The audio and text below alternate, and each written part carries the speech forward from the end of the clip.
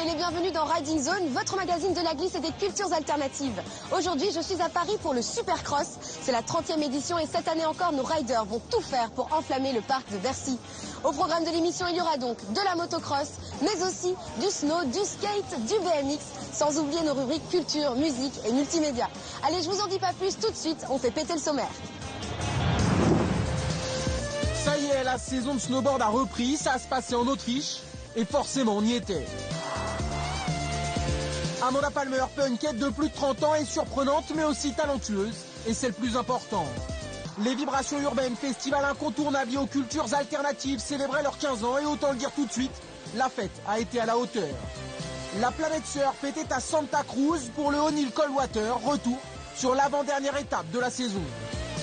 Ils sont 3, ils font du bike polo et ils gagnent tout ce qui passe à portée de Maillère, rencontre avec les Call Me Daddy, champions du monde entier. Au Supercross de Bercy, Rémi Bizoire a fait le show, alors Riding Zone est allé à sa rencontre. Et puis pour finir, les premières images de Where the Trails End, un superbe film de mountain bike, mais avant de voir tout ça, place au zapping.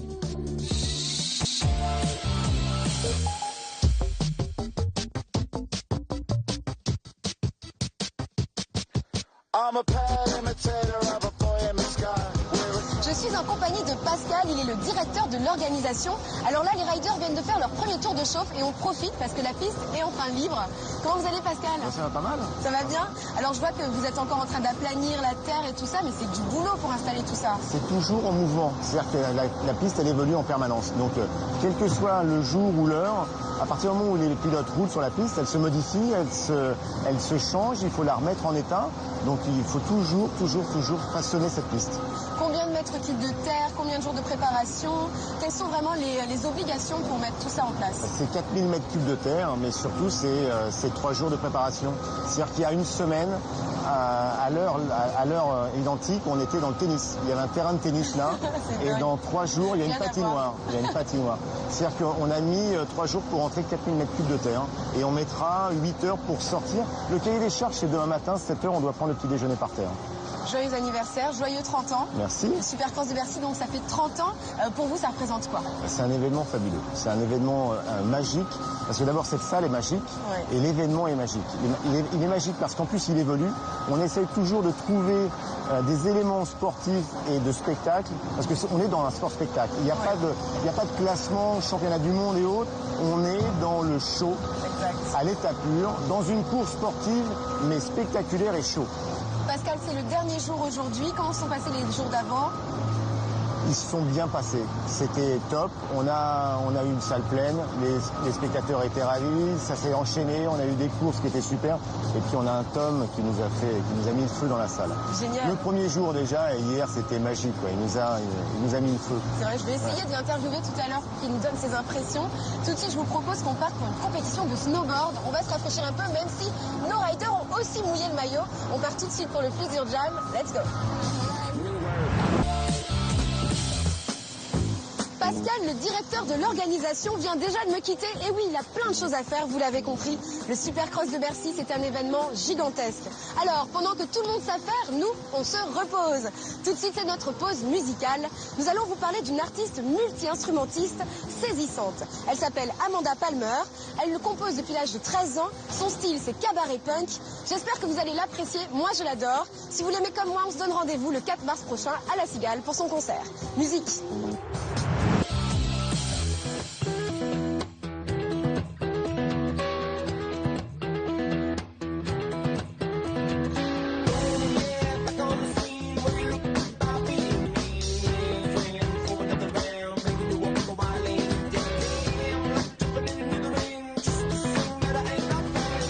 Je suis en compagnie de Tom Pagès et à seulement 27 ans, c'est l'une des légendes du FMX français. Comment vas-tu?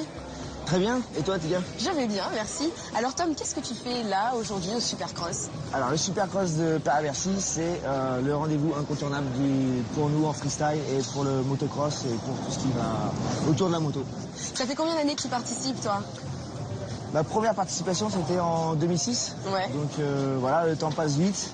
Et j'ai l'impression que les gens m'attendent de plus en plus et je me dois de faire une belle performance ici. C'est génial. Pourquoi tu reviens tous les ans?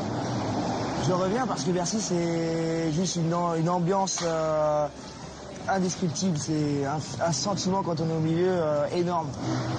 Et il y a une liaison un peu intime avec le public et ça me donne l'envie de continuer et de pousser mes limites. Ouais, c'est extra. T'as une autre liaison intime, c'est avec ta moto? Ouais, ma moto, ouais. Qui est là, qui est superbe. Est-ce que tu peux me parler un petit peu des particularités? Est-ce que déjà, en exclu, est-ce que tu as des nouveautés cette année, techniques? J'aime essayer de réaliser le maximum de figures avec une moto de base. Ouais. Ça, c'est mon truc. Et voilà, après, il y a toujours ce genre de levier ici qu'on a sur le guidon. Voilà. Qu'on relève quand on fait les backflips, en fait. Les backflips Superman, etc. Ça vient, on vient... Tu viens caler tes poignets. Caler les poignets et ça évite de tomber, en fait. Voilà, il y a ces choses-là. Il faut toujours couper la selle parce que quand on vient faire ce qu'on appelle les grappes derrière pour accrocher mettre les mains.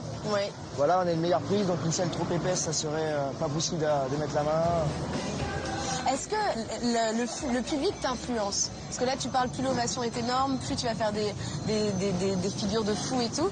Est-ce que vraiment ça te porte, ça, le public? Il faut le savoir.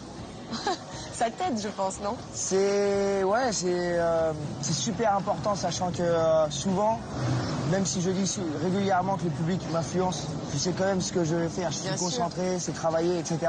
Il y a certaines fois, je me dis, cette figure-là, c'est trop difficile, je la passe pas, je suis pas prêt.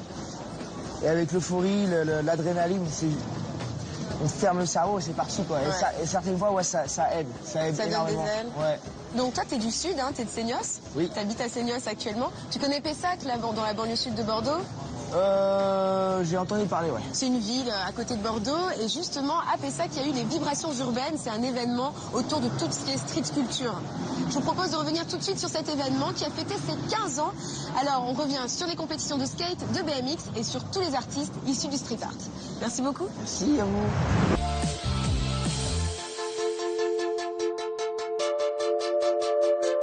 Bon, alors moi je continue mon petit tour des coulisses du Supercross de Bercy et il y a un stand qui m'a vraiment intriguée. C'est pour ça que j'ai demandé à Aurélien de nous en parler. Bonjour. Salut Aurélien. Ça va? Tu vas bien? Ouais, très bien. Dis-moi, mais c'est quoi ces petites motocross? On dirait des motocross pour les enfants? Alors oui, c'est presque ça, tout à fait, sauf que on va dire qu'on est sur un public un petit peu plus large, puisqu'à la base en fait ce sont ce qu'on appelle les pit bikes, qui est une mode qui vient des États-Unis et qui s'ouvre en fait à tout un public. Toute génération. Voilà, ces motos aujourd'hui sont proposées de 7 à 77 ans. Bah écoute Aurélien, merci beaucoup. Merci Dans à vous. Riding Zone, on encourage le pit bike puisque c'est accessible à tous.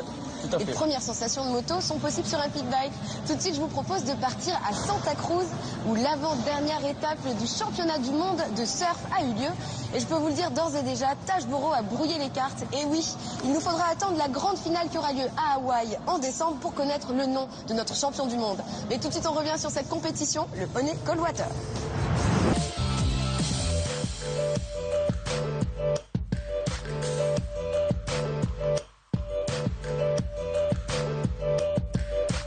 Je me promène sur le village du Supercross de Bercy.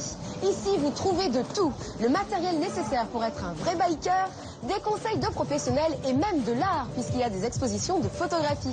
Tout de suite, je vous laisse découvrir les 5 meilleurs tricks de la semaine.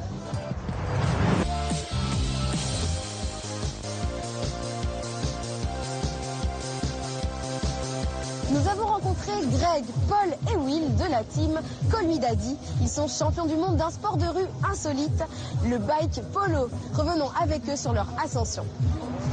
Et oui, ça y est, le public est déjà rentré. Nous avons un petit peu de retard, mais vous inquiétez pas, on va se rattraper. Suivez-moi.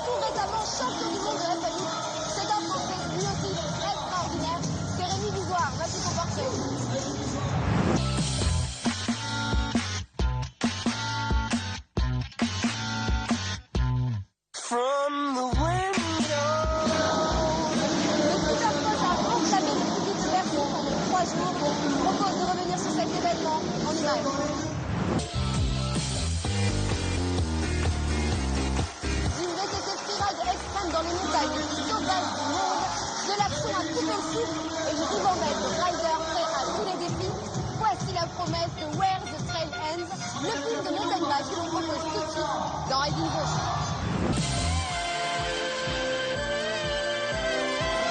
Et voilà, Riding Zone c'est déjà terminé. Merci à tous les riders pour cette partie de roue en l'air. Je vous donne rendez-vous la semaine prochaine pour encore plus d'images incroyables et de sensations fortes. D'ici là, portez-vous bien. Bon ride à tous.